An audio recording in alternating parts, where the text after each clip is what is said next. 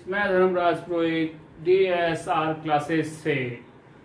आज जो मैं टॉपिक लेके आया हूँ, पूर्व में इससे संबंधित मैंने वीडियो बना चुका हूँ, लेकिन काफ़ी मेरे जो अजीज रहे हैं, काफ़ी जो स्टूडेंट हैं, उनके द्वारा कहा गया कि सर कीमत लोच को एक बार पुनः इसको पढ़ाइए, जिससे कि हमारा कंसेप्ट पूर्णतः क्लियर हो सके। उस टॉपिक में मैं मानचित्र को भी नहीं बता पाया था, लेकिन इस बार मैं इस टॉपिक के अंदर मानचित्र को भी इसमें लेके आया हूँ। तो आज का जो मेरा टॉपिक है, कीमत लोच का अर्थ व उसकी अर्थ व रेखा चित्र, और उसका एक सवाल भी लेके आया हूँ कि काफी बार कीमत लोच के क्वेश्चन पूछे जाते हैं, और क्वेश्चन के साथ साथ में आपको पता होगा कि ये रेखा चित्रों के बारे में पता किया जाता है। तो ऐसी स्थिति में मैंने क्वेश्चन भी लाया है, क्वेश्चन और वो सूत्र को भी लेकर आया हूं, जिससे कि आप आसानी से 4 नंबर कवर करने में आपको काफी ज्यादा सुविधा प्राप्त होती है। तो यहां पर आपको इस बारे में देखना होगा कि किस प्रकार कीमत लोच की परिभाषा को ज्ञात किया जाए। तो यहां जो दे रखा है, मैंने जो परिभाषा ली है प्रोफेसर श्रीमती रॉबिन्सन के अनुसार, अन्य बातें स्थिर रहे। आपको पता होगा कि मैंने कहा है, चाहे वो लोच हो चाहे वो मांग हो, इनमें अन्य बातें हमेशा स्थिर होनी चाहिए, क्योंकि अन्य बातों में परिवर्तन होगा तो कीमत के अंदर यानी कीमत लोच में जिसके कारण परिवर्तन हो रहा है उसमें परिवर्तन की संभावनाएं या उससे जो रिजल्ट निकलने वाला है वो नहीं आएगा। तो यहाँ अन्य बातें समान रहे, यानी फैशन है, रुचि है, आय है या फिर पूरक स्थानापन्न वस्तु है, वो हमेशा क्या होनी चाहिए, स्थिर होनी चाहिए। यदि उनमें परिवर्तन होगा तो ऐसी स्थिति में वस्तु की कीमत में परिवर्तन होने से उस पर जो रिजल्ट आना चाहिए था वो रिजल्ट नहीं आएगा। यानी यहाँ पर सबसे पहले आपको यहाँ पर लिखना पड़ेगा अन्य बातें स्थिर है, और अन्य बातों में फैशन है, रुचि है और आय आती है, तथा वस्तु की कीमत में आनुपातिक प्रतिशत या प्रतिशत ना लिखे तो भी चलेगा, आनुपातिक प्रतिशत परिवर्तन होने पर उसकी मांग मात्रा में जो आनुपातिक या प्रतिशत परिवर्तन होता है, कीमत लोच कहलाता है। इतना ही आपको इस परिभाषा में ध्यान रखना होगा। यानी कीमत में आनुपातिक प्रतिशत परिवर्तन होने से उसकी मांग मात्रा में आनुपातिक प्रतिशत परिवर्तन होता है तो कीमत लोच कहलाती है। तो इसी प्रकार सूत्र भी इसका यही बनता है, मांग की मात्रा में आनुपातिक परिवर्तन बटे वस्तु की कीमत में आनुपातिक परिवर्तन। यदि हम इसकी परिभाषा इसके अनुरूप बनाएं तो भी हो सकता है कि मांग की मात्रा में आनुपातिक परिवर्तन में कीमत में आनुपातिक परिवर्तन का भाग लगाएं तो कीमत लोच प्राप्त होती है।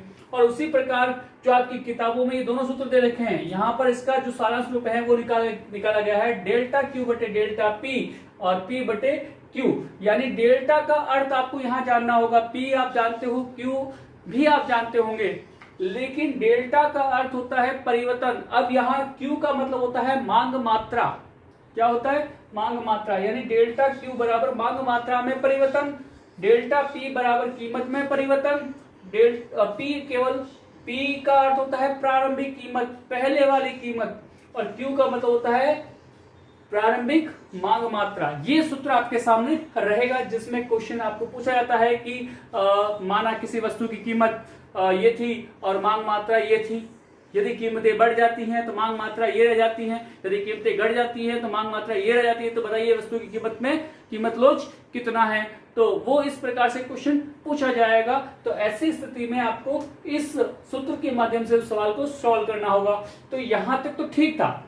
अब हम आते हैं कीमत लोच का डायग्राम। देखिए कीमत लोच में क्या होता है, मांग का नियम ही कीमत लोच के अनुरूप बनता है। अब मांग का नियम क्या कहता है, कीमत में परिवर्तन से किस में परिवर्तन हो रहा है, कीमत में परिवर्तन से किस में परिवर्तन होगा, मांग की मात्रा में।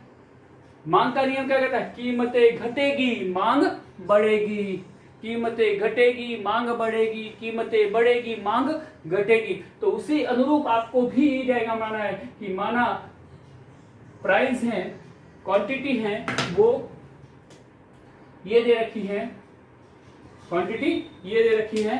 तो ऐसी स्थिति में देखिए यहां तक दे रखी है क्वांटिटी, क्वांटिटी पी दे रखी है, तो प्राइस P दे रखी है, क्वांटिटी Q दे रखी है। मान लीजिए कीमतें बढ़ जाती है, कीमतें बढ़ना मांग का घटना, यानी कीमतें OP से बढ़कर OP 1 हो जाती है। क्या हो जाती है? OP 1 हो जाती है। तो मांग क्या हो जाएगी? OQ से घटकर OQ 1 हो जाएगी। और दूसरा नियम क्या कहता है? कीमतें घटती है तो मांग बढ़ती है। तो यहाँ मांग कितनी हो जाएगी? OQ से बढ़कर OQ 2 हो जाएगी। और यहाँ कीमतें OP से बढ़कर OP 2 हो जाएगी। और जो मांग वक्र होगा वो बाएं से दाएं ऋणात्मक ढाल लिए होगा। क्या होगा? बाएं से दाएं ऋणात्मक ढाल लिए होगा। तो इस प्रकार से डायग्राम भी पूछा जाता है कि कीमत लोच को परिभाषित कीजिए तथा रेखा चित्र द्वारा स्पष्ट कीजिए। तो आपको बताना होगा कीमत में परिवर्तन होने से उसकी मांग मात्रा में परिवर्तन होता है, यानी कीमतें बढ़ेगी तो मांग मात्रा घटेगी, और कीमतें घटेगी तो मांग मात्रा बढ़ेगी। तो इस प्रकार का डायग्राम बनेगा जिसमें जो मांग वक्र है, यानी कीमत लोच की जो रेखा है वो बाएं से दाएं ऋणात्मक ढाल लिए हुए होगी। देखिए यहाँ मैंने क्वेश्चन भी लिया है, माना आम की कीमत 100 रुपए है तो उपभोक्ता द्वारा 250 ग्राम मांगी जाती है। उसकी मांग मात्रा कितनी मांगी है? 250 ग्राम। जब आम की कीमत या अनार की कीमत लिख दिया है, यहाँ आएगी आपकी आम की कीमत। क्या आएगा? आम की कीमत। आम की कीमत घटकर कितनी हो जाती है? 50, यानी 100 से कितनी घट गई? 50। तो बताइए, और तो मांग मात्रा बढ़कर कितनी हो जाती है? 750 ग्राम। 750 ग्राम हो जाती है। तो यहां पर आपको कीमत लोच ज्ञात करनी है। क्या ज्ञात करनी है? तो आपको सबसे पहले क्या ध्यान रखना होगा? इसका सूत्र। अगर आपको ये सूत्र याद है तो आप क्या कर सकते हो? इसको सॉल्व कर सकते हो। तो यहां पर सूत्र हो जाएगा डेल्टा Q बटे डेल्टा P इंटू P बटे Q। ये सूत्र है। यहां ये दे रखा, चलो इसी के पास में हम सॉल्व कर लेते हैं इसको। तो यहां पर मैंने कहा है मांग मात्रा में परिवर्तन। तो पहले वाली मांग कितनी थी? 250 ग्राम, और अब कितनी हो गई? 750। कितना हुआ? यानी कितना परिवर्तन? 250 से कितना हो गया? 750 ग्राम। तो मांग में परिवर्तन कितना हुआ? यानी डेल्टा Q कितना आया? 500। कितना आ गया? 500। और डेल्टा P यानी कीमत में परिवर्तन, पहले वाली कीमत से अब वाली कीमत में कितना परिवर्तन हुआ? यानी डेल्टा Q बराबर आपका कितना है? 750 माइनस 250 ग्राम बराबर कितना बच गया? 500 ग्राम। और डेल्टा P बराबर पहले वाली कीमत कितनी थी? 100, और अब कितनी हो गई है? 50। तो 100 माइनस 50 बराबर 50। तो डेल्टा P आपका कितना आ जाएगा? 50। और इंटू यूं ही आ जाएगा, P का मतलब प्रारंभिक कीमत के पहले वाली कीमत कितनी? 100। तो यहां पर हो जाएगा 100, और बाद की कीमत कितनी देखी है? 50। सॉरी, बाद की कीमत नहीं, पहले वाली कीमत आ गया। पहले वाली मांग मात्रा कितनी दे रखी है उस वक्त? कितनी? 250 ग्राम। तो यहाँ ये 250 ग्राम हो जाएगा। यहाँ 0 से 0 कट जाएगा, ये भी 0 से 0 कट जाएगा, और 25 से इसका कट जाएगा। तो यहाँ पर आ जाएंगे 20, और ये कट जाएगा 5 से, यहाँ आ जाएगा 4। तो EP बराबर कितना हो जाएगा? EP बराबर 4 आंसर आ जाएगा। यानी यहां पर कीमत लोच कितनी है? 4 के बराबर है।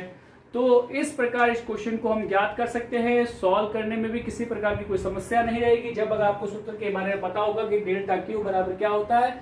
मांग मात्रा में परिवर्तन। डेल्टा P बराबर कीमत में परिवर्तन। P बराबर प्रारंभिक कीमत, Q बराबर प्रारंभिक मांग मात्रा। प्रारंभिक का मतलब पहले वाली कीमत, पहले वाली मांग मात्रा। डेल्टा P बराबर परिवर्तित क्या? प्राइस। डेल्टा Q यानी परिवर्तित दोनों के मध्य का अंतर। परिवर्तित कितना परिवर्तन हुआ वो मांग मात्रा।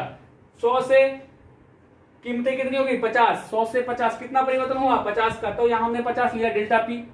मांग मात्रा पहले 250 थी, अब कितनी होगी? 750। कितना परिवर्तन हुआ? 500। तो यहाँ 500 ले लिया। प्रारंभिक कीमत कितनी रखी है? 100। प्रारंभिक मांग मात्रा कितनी दे रखी है? 50। तो यहाँ 50 लिया। तो ये इस प्रकार से आपको इस चीजों को करना होगा।